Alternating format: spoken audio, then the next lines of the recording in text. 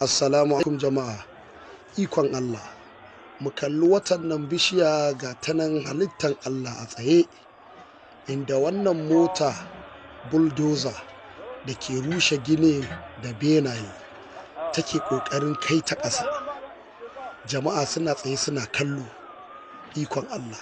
Za ka ga yadda motan za ta yi iya ƙoƙarin ta ganin ta kai wannan bishiya ƙasa. Sai dai kash, wa ma sha'una illa an yasha Allah.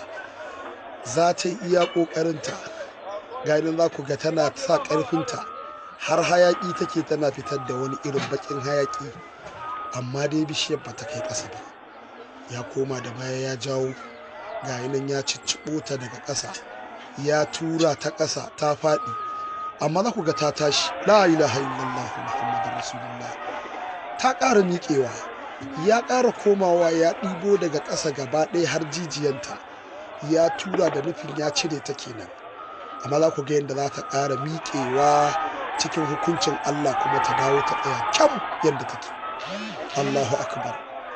Kaga ikon Allah.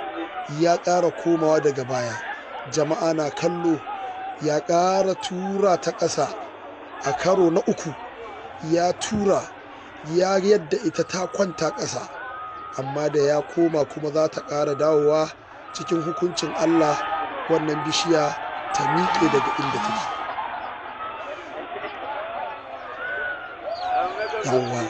Yan uwa, muna roƙon alfarma ku shiga channel ɗinmu Yusuf Nadabo TV, ku yi mana subscribe ku danna ƙararrawa don samun irin waɗannan abubuwa na ban mamaki. Yusuf Nadabo TV.